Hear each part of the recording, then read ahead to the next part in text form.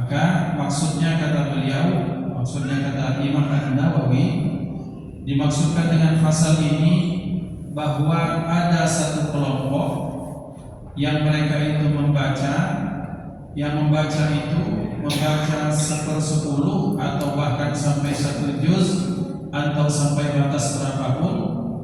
Tsumma yasqutu, kemudian dia diam, wa yaqra'ul akharu min haitsu intahal awal, kemudian yang lain membaca di tempat terakhir yang awal itu membaca.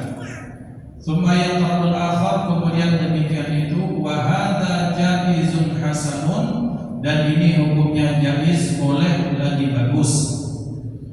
Kemudian wa qad su'ila Malik rahimahullahu taala anhu, Al-Imam Malik, Imam Darul Hijrah, ditanya tentang perkara seperti itu. Faqala, maka beliau berkata, la ba'sa bihi, tak ada masalah padanya. Bapak Ibu dimuliakan Allah, salah satu kelemahan kita ketika kita membaca Al-Quran sendirian, kelemahannya adalah bahwa kita merasa bacaan kita sudah sempurna, bahwa bacaan kita sudah baik, bacaan kita sudah sesuai standar. Kemudian kita perbandingkan dengan misalnya, Ustaz, aku ini kalau baca sejam itu alhamdulillah dapat 2 juz. Wah, masya Allah, bagus. Bagaimana tajwidnya? Insya Allah Ustaz. Pas dibaca dari a'udzubillah langsung tindak kalau Ustaz. Disetopkan bacanya ini a'udzubillah, bismillahirrahmanirrahim, Fatihahnya ini. Nah, berarti alhamdulillah Allah, maka berarti ada keberkahan ketika kita membaca Al-Quran secara bersama-sama, dalam artian satu yang membaca, yang lain menyimak, bil idarah, secara melingkar. Istilah anak-anak sekarang itu halaqah itu kan kelompok. Maka seperti bahasa kita itu tadarus itu boleh. Tadarus itu artinya kita membaca Al-Quran, salah satu baca Al-Quran, yang lain menyimak, supaya bacaan kita itu yang kadang kita tak merasa salah, kemudian ternyata oleh guru tajwid kita diperbaiki, supaya kita tahu ada perbaikan pada bacaan-bacaan kita. Nah, Bapak Ibu dimuliakan Allah, ini sangat bagus, bahwa mengapa bahkan Rasulullah Sallallahu Alaihi Wasallam pun itu membaca Al-Quran disimak oleh malaikat Jibril pada bulan Ramadan. Artinya ini menjadi acuan bagi kita bahwa jangan sampai kita pernah merasa puas dengan tajwid yang kita belajar. Jangan pernah kita merasa puas dengan bacaan kita yang kita sudah sampai saat ini. Jangan pernah merasa dalam satu istilah bahwa bacaan saya sudah sempurna, sudah baik, tak perlu disimak. Ada kalanya mungkin karena faktor, mungkin fokus kita kurang, mungkin ada kalanya karena kita terobsesi pengen didengar oleh orang lain sehingga bacanya mungkin tergesa-gesa. Mungkin ada kalanya kita pengen membaguskan lagu sehingga tajwidnya jadi nomor 2. Mungkin ada hal seperti itu. Maka fungsi membacanya bil idarah dengan melingkar seperti itu, supaya yang lain bisa menyimak, mendapatkan keberkahan, dan bagi yang membaca, jikalau ternyata ada hal yang diperbaiki, kita bisa diperbaiki. Ada kata ditanyakan hal ini kepada Imam Malik, artinya ditanyakan kepada golongan salaful ummah, kepada salaf, ulama-ulama yang memang mereka berhak disebut salaf. Imam Malik itu berhak disebut sebagai seorang salaf. Karena kenapa? Eranya, ilmunya, akhlaknya, dekatnya dengan Rasulullah, eranya disebut sebagai salaf. Nah, itu baru salaf asli. Maka ketika beliau ditanya tentang bagaimana orang yang membaca Quran kemudian yang lain menyimak, kata beliau, la ba'sa bihi, tak mengapa.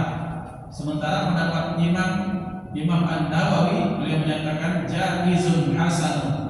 Jaiz artinya boleh, hasan artinya baik atau bagus. Itu untuk orang yang sudah terbiasa. Artinya ini yang ngomong ini, yang memberikan fatwa ini, dua-duanya orang Arab, dua-duanya ulama. Kadang-kadang ulama ini bapak-bapak, kadang mereka itu terlalu husnullah, sehingga terkadang mereka memberikan fatwa hukum sesuai dengan konteks ilmu mereka. Sementara kita ini disebut sebagai orang awam. Maksud saya adalah bahwa kalau memang menurut Imam Nawawi saja yang beliau hafizul Quran, Al-Quran diturunkan dalam bahasa Arab. Orang-orang di Syria, Imam Nawawi kan orang Syria, itu beliau saja menyatakan bahwa untuk golongan orang-orang yang Quran diturunkan dalam bahasa mereka saja, bil idarah baca Quran bersama-sama, maksudnya satu membaca satu menyimak, itu saja baik lagi bagus. Apalagi untuk kita nih orang awam ini yang mendapat ini tiap hari ngirum cukup, berarti bukan lagi itu, mungkin malah sangat dianjurkan.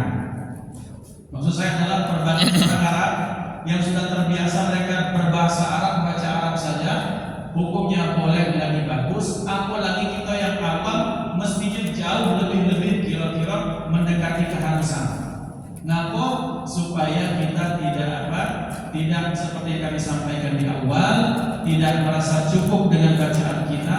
Buktinya ketika disimak atau bayarnya untuk kira-kira seperti itu. Nah, ini pasal yang pertama pada malam hari ini.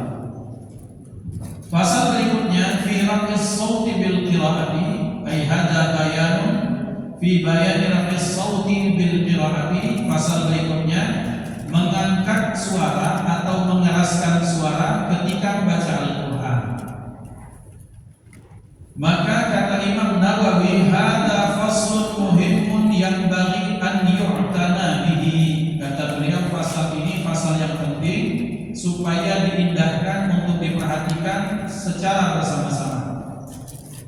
Beliau menyatakan, i'lam, ketahuilah olehmu, annahu ja'at ahaditsu katsiratun.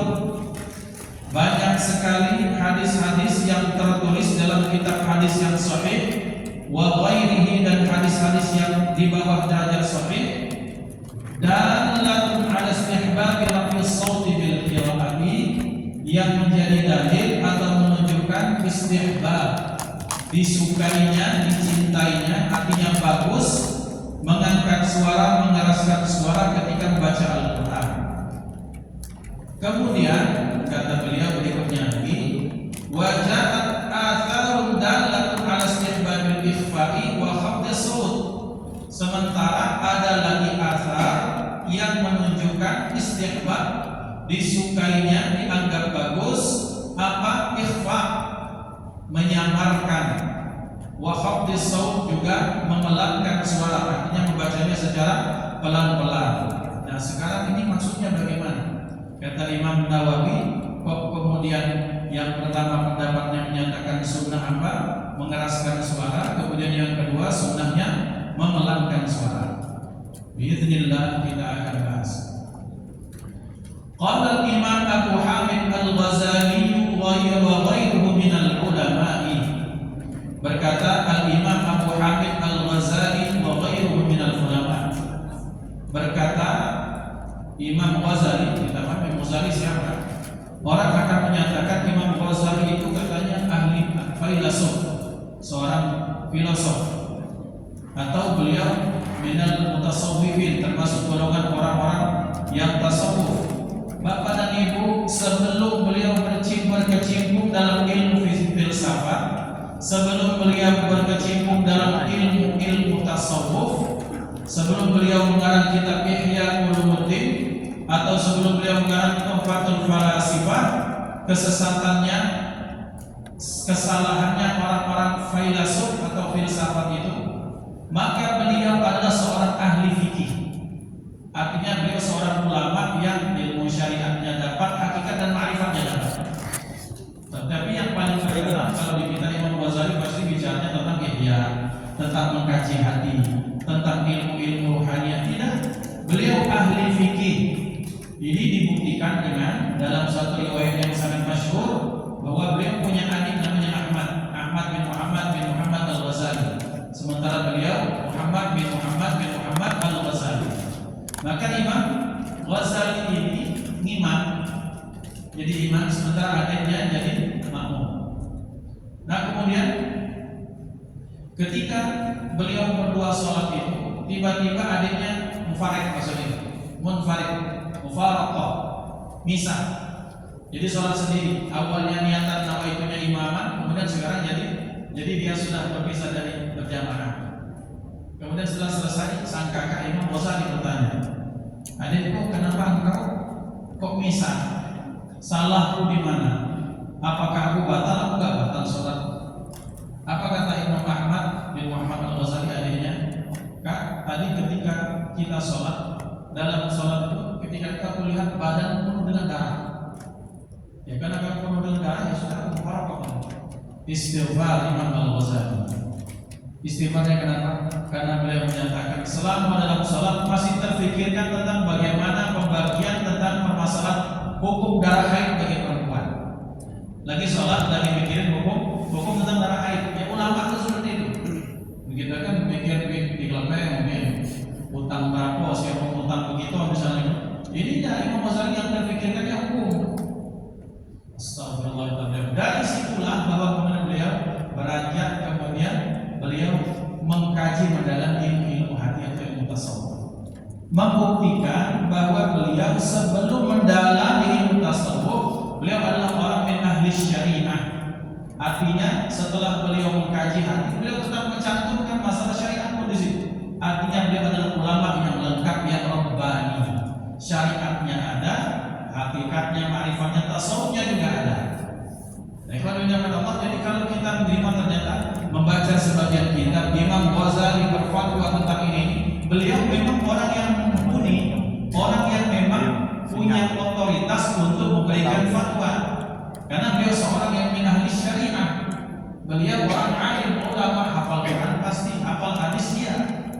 Maka berarti yang dimuliakan Allah, ketika Imam Ghazali berfatwa jangan ragu.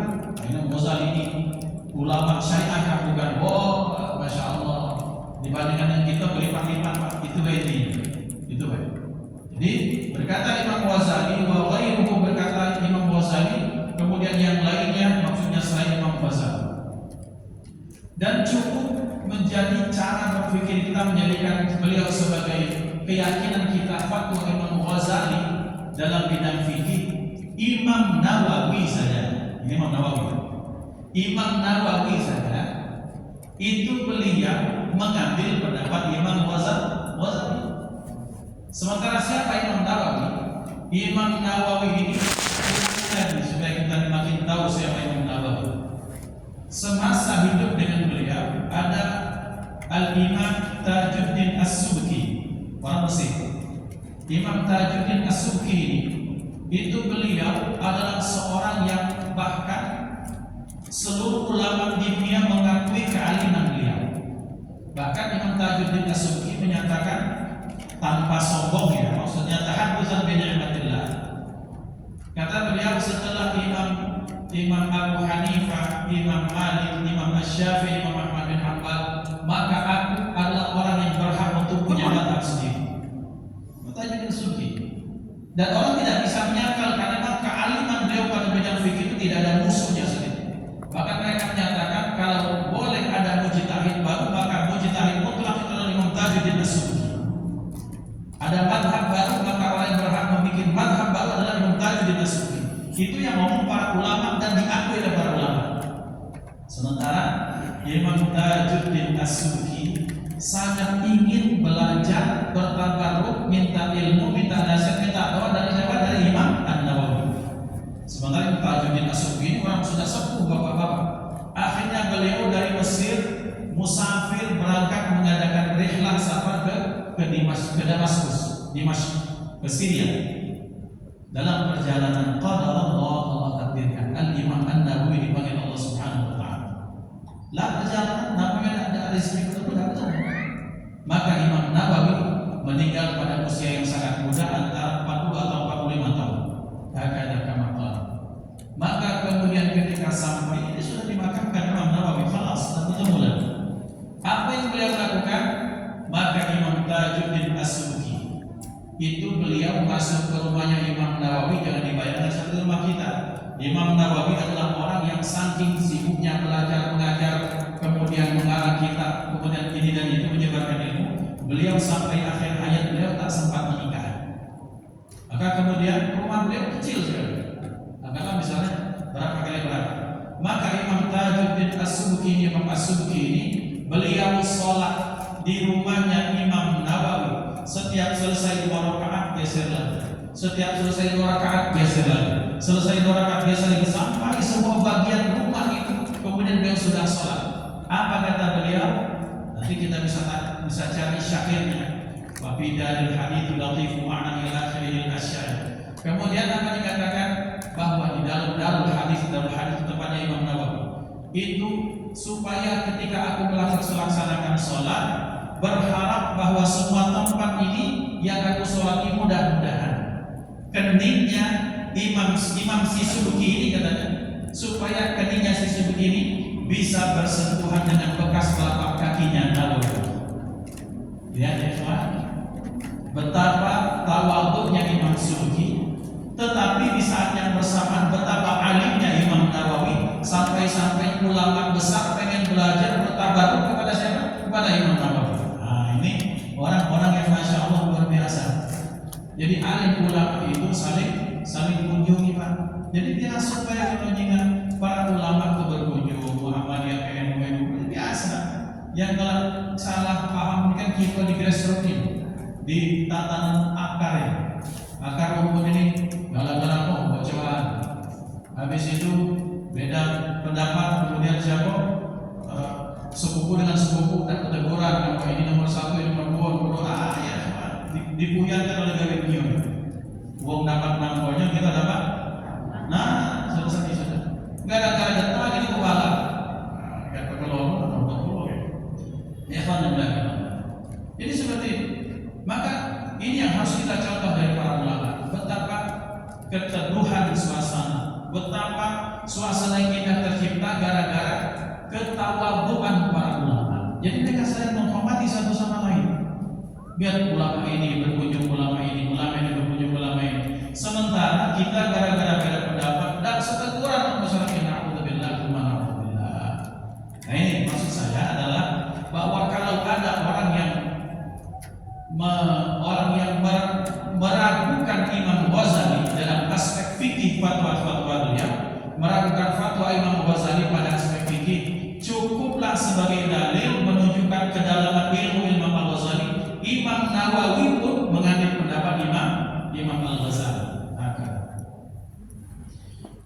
Maka dinyatakan bahwa bagaimana cara memadukan antara pendapat pertama. Pendapat pertama menyatakan disunahkan kita baca Quran, kemudian kapan baca Quran itu dengan cara yang suaranya dikeraskan. Sementara yang lainnya pendapat menyatakan bahwa baca Quran suaranya lebih baik dipelankan. Maka bagaimana thariqul jam'i, cara kita memadukan dua pendapat ini? Apakah kedua pendapat ini bertentangan? Tidak. Jawabannya kita sesuaikan dengan situasi dan kondisi. Maka dinyatakan oleh Imam An-Nawawi dalam kitab beliau, fa illam yakhafir riya'a bil jahri wa raf'is sauti fal jahru wa raf'us sauti afdal. Ini kuncinya kata beliau. Jikalau dia tidak takut terhadap riya dengan gara-gara dia mengeraskan suara dia, kemudian dengan mengangkat suara jangan sampai dia tidak takut kalau dia keraskan suara, dia jelaskan suaranya, dia tak takut terkena dengan riya, maka kata Imam Nawawi fal jahru wa raf'us sauti afdal. Mengangkat suara, menjelaskan, mengencangkan suara ketika membaca itu lebih utama. Mengencangkan malu ya baca kita ini Bismillahirrahmanirrahim al-jahr. Ada yang baca Quran pelan-pelan. Nah sekarang kata beliau, kata Imam Nawawi, beliau berkata kalau orang itu bisa mengukur dirinya sendiri insyaallah. Mana yang bisa dijadikan patokan ukuran ketika kita kira-kira kena penyakit hati atau tidak? Palung hati yang terdalam. Dan itu yang kedua, apa yang bisa menjaga kita itu selamat atau tidak dari riya? Yang kedua dengan kejujuran terhadap diri sendiri.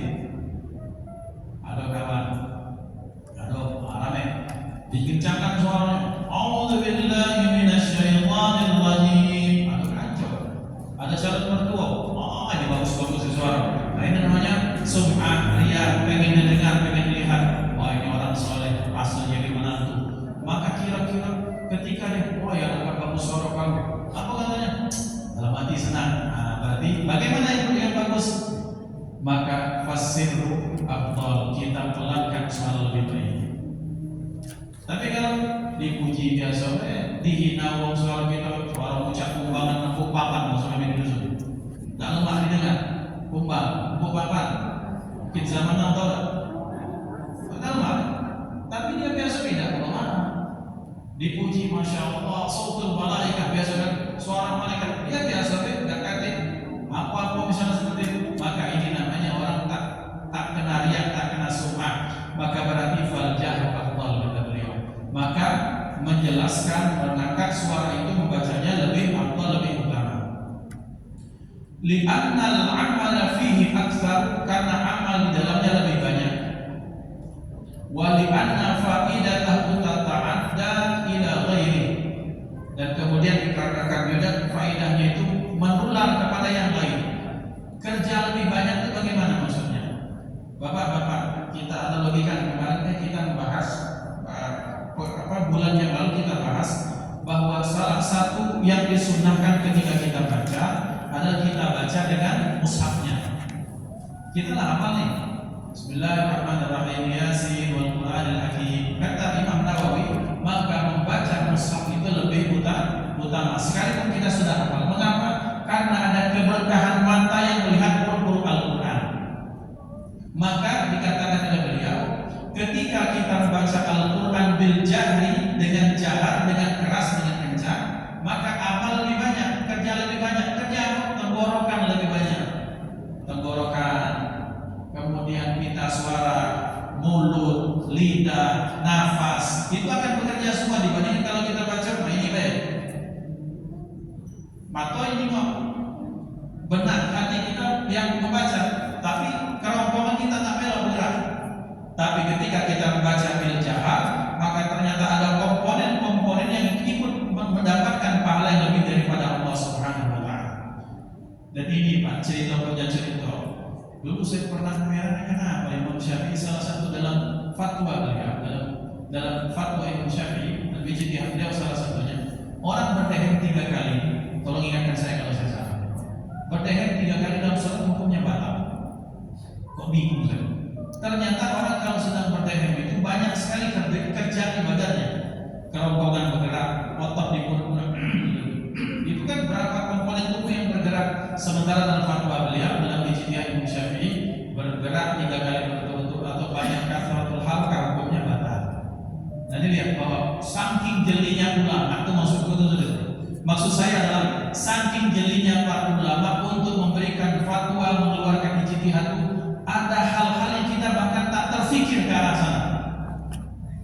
Ini hubungannya, ternyata kalau dijelaskan seperti itu. Nah ini masya Allah, ini ulama seperti itu cara berpikirnya. Maka kata Imam Nawawi, mengapa afdal? Karena ketika orang membaca dengan suara, maka itu lebih banyak yang ikut kontribusi di dalam bacaan tersebut. Suaranya, pita suaranya, tenggorokannya, mungkin nafasnya, otot perutnya. Suara kan bagi 3, suara perut, suara kepala, suara leher. Bekerja semua. Maka berarti alhamdulillah kata Allah, dibandingkan dengan kita diam, maka maksudnya dengan suara yang pelan, maka baca dengan suara yang kencang. Kalau tak takut riak, kata Imam Nawawi, maka lebih afdal kita membaca dengan kencang, dengan keras, suara yang lantang. Wali'anna fa'idatahu tata'adda ila ghairihi wan naf'ul muta'addi afdalu minal lazim. Karena kenapa? Karena itu faedahnya itu bisa mengalir pada yang lain, bisa nyetrum pada yang lain. Artinya begini, kalau kita baca, otomatis ketika ada yang baca dengan suara yang jahat, ada kawan yang dengar, dia dapat pahala.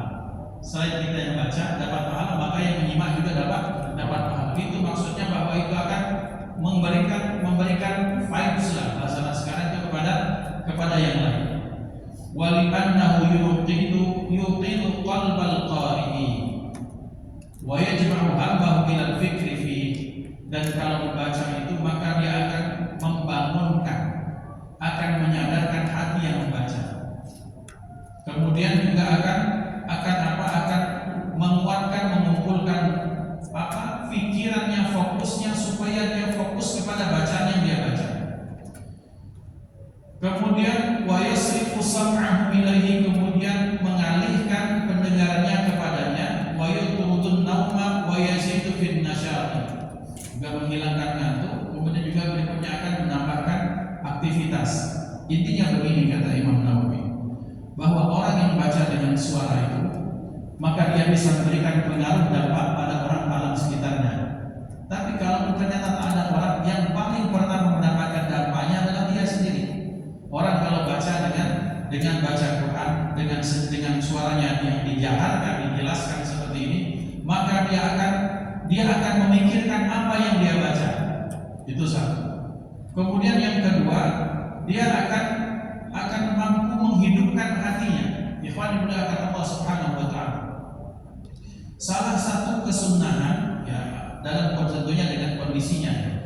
Salah satu hal yang sering kita temui orang kalau ruqyah kan bacanya ada yang pelan ada yang kencang. Mestinya banyak yang kencang. Kalau baca pelan itu biasanya kalau sudah tingkatan waskito sudah sinuhun itu cukup baca orang semua. Tapi kalau yang sedang middle biasanya dikencangkan suara. Ketika suara itu dikeluarkan baca Quran akan berpengaruh pada ruqyah, kira-kira seperti itu.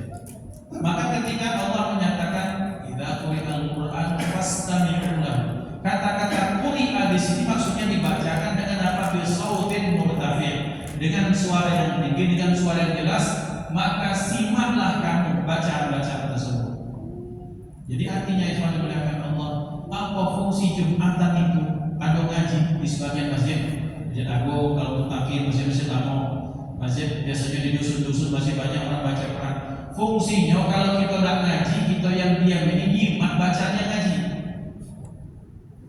Ini sibuk yang ngaji, yang lain itu mendesak sama dia.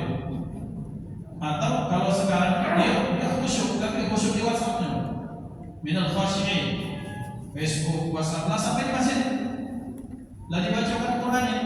Maka yang dimana fungsi dibacakan Quran, apalagi sampai masuk speaker itu apa? Supaya kita mendapatkan barokah, faidah, pahala dari menyimak Al-Quran. Berarti baca Al-Quran dengan suara yang lantang, dengan suara yang baik itu sangat bagus. Dan seperti yang kami pernah ceritakan, ada satu kebiasaan orang-orang di Arab, terutama di Mesir, kita tahu tempat yang lain. Seperti kami pernah ceritakan, ketika ada yang meninggal, maka tahlilan versi mereka itu apa? Mendengarkan qari mengaji. 3 malam berturut-turut, 7 malam berturut-turut. Entah qarinya sama, entah qarinya beda-beda. Jadi yang datang itu ucapkan azan, duduk sebentar, kemudian disuguhi kopi. Itu qari baca itu sampai 2 jam. Bacanya karena qarinya hafizul Quran. Kemudian baca Quran seperti kita nawam berlaku itu. Mungkin kalau di Indonesia cuma paling banter itu setengah jam, di sana bisa 1 jam sampai 2 jam. Terus paling bacanya itu nyimak Allah, nyimak tadi.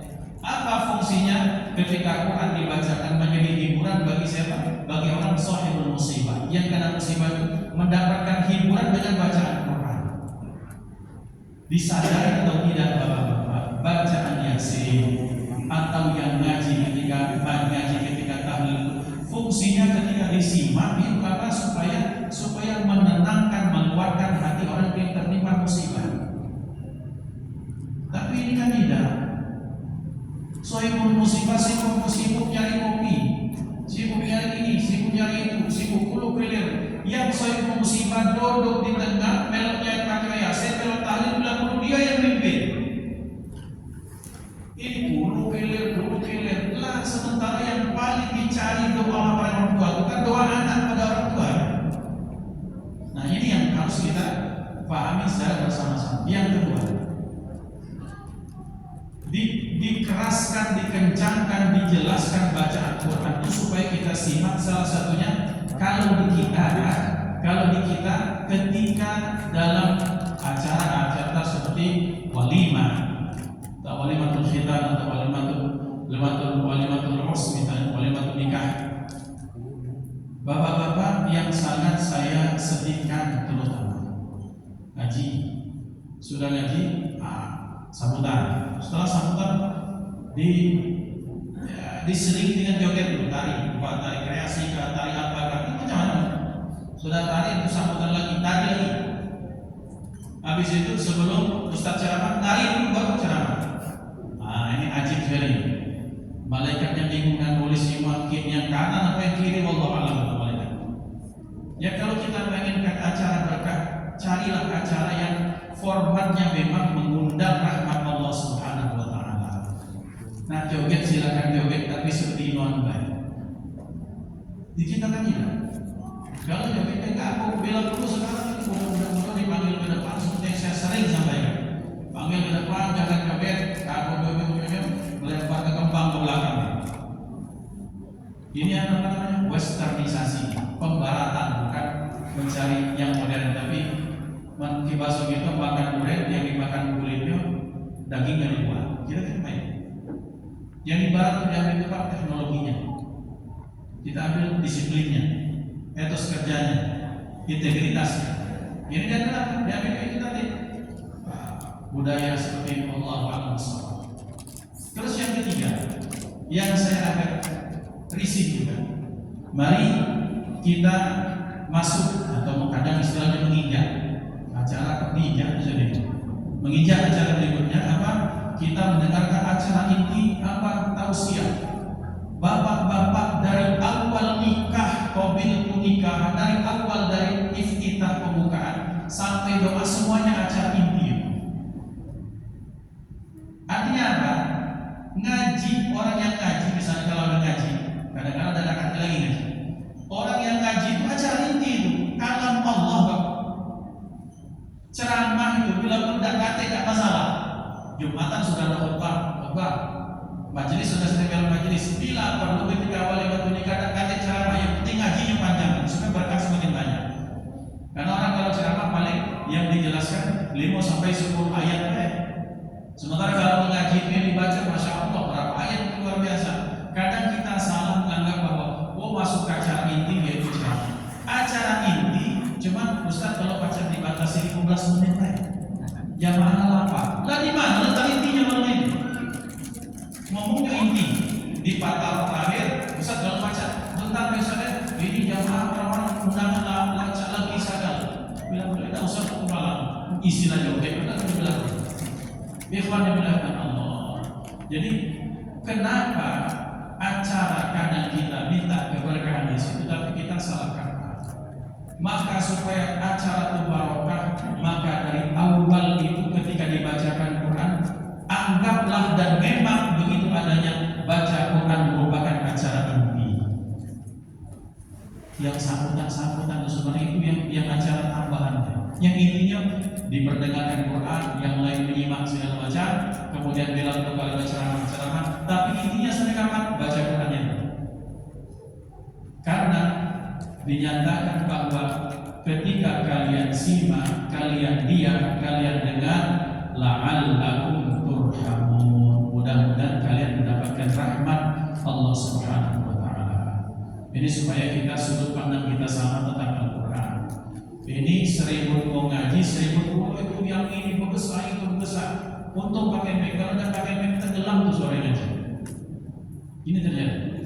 Sementara bapak ya kita ceritakan saja supaya untuk membandingkan kita dan kondisi. Ketika ada di beberapa pesantren di Jawa Sumatera, kadang tanpa pakai mic kiai lantai 3 itu kedengaran.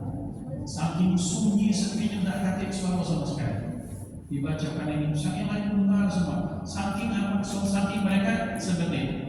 Maka kata Imam Syafi'i, saking haibahnya, saking menghormati Imam Nawawi ketika dia ngajar, kata Imam Syafi'i, aku tuh hati-hati meletakkan, membalikkan kitab itu supaya jangan sampai kertas ini jatuh ke sini kedengaran suaranya sampai Imam Malik ketika dia sedang mengajar. Nah ini betapa ada orang-orang terdahulu itu baru pada abad ilmu bagaimana dengan Quran. Bagaimana ketika Quran dibacakan mereka akan nyimak, paham tidak paham mereka akan nyimak. Nah ini yang penting ya kawan, salah satu bentuk mendapatkan rahmat Allah, salah satunya kita menyimak Al-Quran. Berarti kalau Al-Quran dibacakan secara jahat, secara jelas, maka itu hukumnya sangat baik. Jikalau dia tidak takut riya. Kalau kira-kira bicaranya senangnya kalau ada orang ramai, sementara kalau dia agak galak mengangkat suara, berarti dia pelan suara kita. Kemudian wa yuqiru ghairahu min na'imin wa ghafilin wa yunashshiduhu. Kemudian berikutnya faidah dari bacakan Al-Qur'an secara jelas itu dengan birafis shaut, dengan suara yang nampak jelas itu, supaya apa? Kalau yang ngantuk-ngantuk itu baca terbangun, yang sedang tidur itu bisa terbangunkan. Wa ghafilin, orang yang sedang lengah, orang yang lengah pikiran dunia, tiba-tiba terdengar ayat tentang akhirat, langsung jus. Ya Allah. Nah ini yang saya pernah cerita. Jadi ada seorang ulama besar namanya Fudail bin Iyad. Fudail bin Iyad ini dulunya itu pas begitu tuh, maaf pada Imam Fudail bin Iyad, minta maaf. Beliau itu juara. Bukan juara dalam maling. Jadi beliau ini pencuri yang puluh, Pak. Kalau sudah operasinya jam 2 udah ganti, tak jebol rumah, dapat pula duit. Satu saat Imam Fudail ini sebelum masih jadi seorang pemuda, Imam Fudail bin Iyad ini masuk ke rumah. Sudah ketika dia masuk dulu, kemudian dia di loteng, kemudian jam 2 kemudian dia mulai mau beroperasi. Ketika sudah mau beroperasi lagi dalam rumah, yang tuan rumah ini sholat tahajud, kemudian membaca Quran di situ dengan jelas, dengan grafis, dengan suara yang nampak. Maka ketika sang orang yang tuan rumah dibaca alam ya'ni lil ladzina amanu an takhsha'a qulubuhum li dzikrillah, bukankah sudah tiba saatnya bagi orang-orang yang beriman, kata dalam Al-Qur'an yang tadi, supaya hati mereka khusyuk, tawajuh, tadarruk, menghambakan kepada Allah, cuma kepada Allah saja. Bukankah ini sudah saatnya? Kalau dalam bentuk istifham, dalam bentuk pertanyaan. Mendengar ayat ini Fudail bin Iyad bergetar sampai nangis. Bala ya Rabbi, katanya. Benar wahai Tuhanku. Pingsan. Setelah pingsan bangun-bangun, sudah dibangunkan. Minta maaf kepada Allah. Tidak masalah, suruh pulang. Habis taubat. Barokah dengan bacaan Al-Qur'an. Jadi tentang Al-Qur'an ini, masya Allah, kita kadang-kadang sering ngaji, kadang-kadang biasa.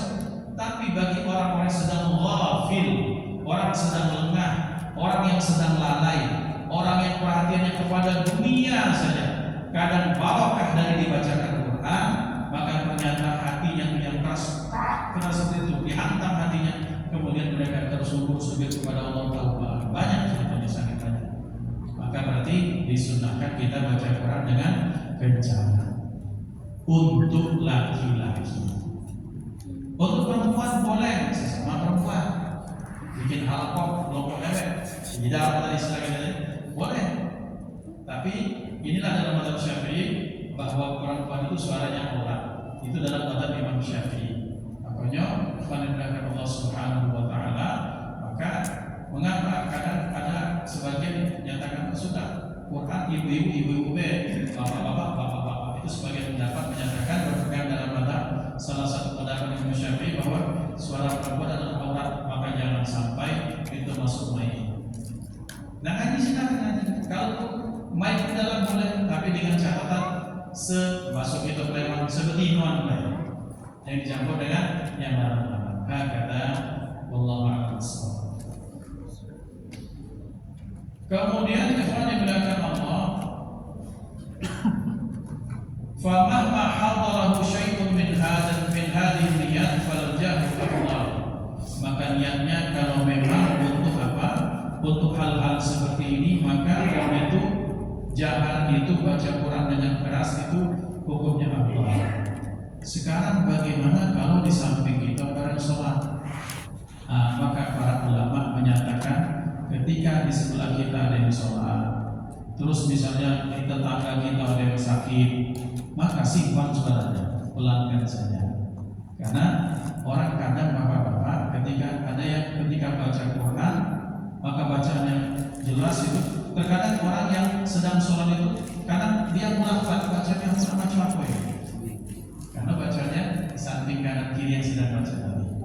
Ya, kecuali kalau memang ada orang kuat, alhamdulillah insyaallah lebih asal juga silakan keraskan. Tapi kalau kita lihat ternyata ada orang yang lebih cepat lebih cepat goyang fokusnya itu, maka kita dalam satu fatwa menyatakan maka pelankan saja suara. Ikhwan dimuliakan Allah, betapa indah di masjid ini, masya Allah. Saya jarang ketemu seperti di masjid ini. Kalau Ramadan atau waktu baca Quran itu seperti lembah, itu indah. Itu suara yang sangat indah, suara yang mahal, suara yang kelak di akhirat itulah yang akan menjadikan timbangan-timbangan kita berat di hadapan Allah Subhanahu wa taala. Ya, daripada sunyi tapi apa? Oh macam apa? Nyengon saham, nyengon gebetan segala macam. Mending dia belajar dan tidak sebentar komen game. Ikhwan yang dimuliakan Allah, maka berdengung suara tadi seperti lembah yang itu seperti itu suara yang sangat mahal harganya. Dan maaf yang saya sampaikan jarang kita masih seperti itu. Tapi di sini termasuk masjid yang masya Allah hidup baca tilawah Al-Quran. Maka kita jaga supaya tetap terus seperti itu. Karena kita akan dapat keberkahan daripada Allah Subhanahu wa taala. Maka kata beliau, jikalau niatnya untuk memfokuskan hati, memberikan kebaikan kepada sesama, niatnya supaya lebih banyak kebaikan, maka hukumnya itu sangat bagus, kata Imam Nawawi. Kemudian beliau menyatakan, fa ini jatama' hadhihi niyatu tadha'afal ajr. Jikalau kata beliau, kalau berkumpul niatnya tadi, niat yang banyak tadi untuk dakwah, untuk mengingatkan, untuk bikin apa segala macam, kita kumpulkan ketika kita baca Quran yang secara jelas ini, maka kata Imam Nawawi, semakin banyaknya niat kebaikan akan semakin banyaknya pahala daripada Allah Subhanahu wa taala.